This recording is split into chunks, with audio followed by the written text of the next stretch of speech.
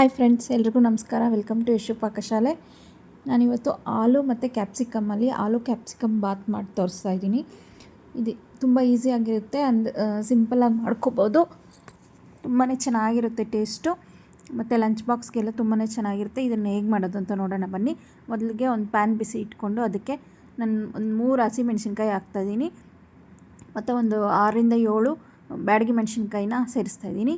ಮತ್ತು ಇದನ್ನು ಸ್ವಲ್ಪ ಫ್ರೈ ಮಾಡ್ಕೋಬೇಕು. ಆಮೇಲೆ ಇದಕ್ಕೆ ನಾನು ಒಂದು ಚೂರು ಚಕ್ಕೆ ಮತ್ತು 1-2 ಲವಂಗ ಹಾಕ್ಕೋತಾ ಇದ್ದೀನಿ, ಮತ್ತು ಒಂದು ಅರ್ಧ ಗಡ್ಡೆ ಬೆಳ್ಳುಳ್ಳಿ, 1 ಇಂಚು ಶುಂಠಿನೂ ಸೇರಿಸ್ಕೊಂಡು ಇದನ್ನು ಸ್ವಲ್ಪ ಹೊತ್ತು ಫ್ರೈ ಮಾಡ್ಕೋಬೇಕು. ಆಮೇಲೆ ಇದಕ್ಕೆ ಒಂದು ಸ್ವಲ್ಪ ಅರಿಶಿನ ಮತ್ತು ಒಂದು 7ರಿಂದ 8 ಕರಿಬೇವಿನ ಎಲ್ಲ ಸೇರಿಸಿ ಇದನ್ನು ಮತ್ತೆ 1 ನಿಮಿಷ ಲೋ ಫ್ಲೇಮಲ್ಲೇ ಫ್ರೈ ಮಾಡಿಕೊಂಡು ಇದಕ್ಕೆ 1 ಏಲಕ್ಕಿ ಸೇರಿಸಿ ಅದನ್ನು ಫ್ರೈ ಮಾಡ್ಕೋತಾ ಇದ್ದೀನಿ. ಫ್ರೈ ಮಾಡಿಕೊಂಡು 1 ನಿಮಿಷ ಆದಮೇಲೆ ಇದನ್ನು ಆಫ್ ಮಾಡಿ ತಣ್ಣಗಾಗಕ್ಕೆ ಅದನ್ನು ರುಬ್ಕೋಬೇಕು.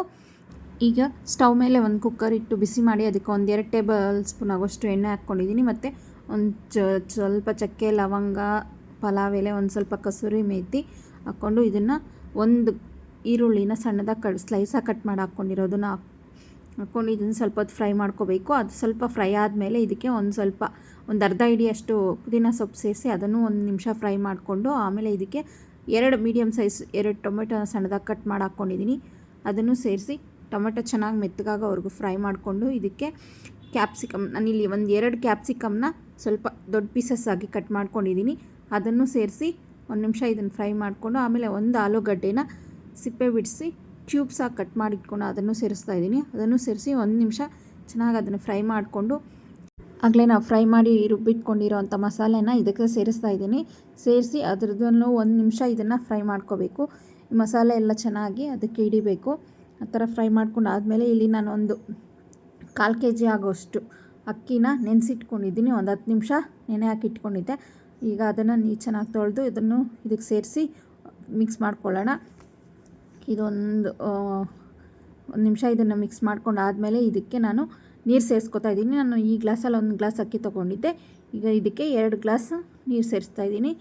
ನೀರು ಸೇರಿಸಿ ಇದನ್ನು ಚೆನ್ನಾಗಿ ಕುದಿಯೋಕೆ ಬಿಡಬೇಕು. ಮತ್ತು ಇದಕ್ಕೆ ರುಚಿಗೆ ತಕ್ಕಷ್ಟು ಉಪ್ಪು ಸೇರಿಸ್ಕೊತಾ ಇದ್ದೀನಿ. ಉಪ್ಪು ಸೇರಿಸಿ ಆದಮೇಲೆ ಇದನ್ನು ಚೆನ್ನಾಗಿ ಕುದಿಯೋಕೆ ಬಿಟ್ಟು ಇದಕ್ಕೆ ನಾವು ಬೇಕಾದರೆ ತುಪ್ಪ ಸೇರಿಸ್ಕೋಬೋದು. ನಾನಿಲ್ಲಿ ಒಂದು ಅರ್ಧ ಟೇಬಲ್ ಸ್ಪೂನ್ ಆಗೋಷ್ಟು ತುಪ್ಪ ಸೇರಿಸ್ತಾ ಇದ್ದೀನಿ. ನಿಮ್ಗೆ ಇಷ್ಟ ಇಲ್ಲ ಅಂದರೆ ಸ್ಕಿಪ್ ಮಾಡ್ಕೋಬೋದು. ಇದನ್ನು ಚೆನ್ನಾಗಿ ಕುದಿಯೋಕೆ ಬಿಟ್ಟು ಈಗ ಉಪ್ಪು ಸರಿಯಾಗಿದೆಯಾ, ಉಪ್ಪು ಖಾರ ನೋಡ್ಕೋಬೇಕು. ಉಪ್ಪು ಖಾರ ಕಡಿಮೆ ಇದೆ ಅನಿಸಿದ್ರೆ ನೀವಿಲ್ಲೇ ಅಡ್ಜಸ್ಟ್ ಮಾಡ್ಕೋಬೋದು.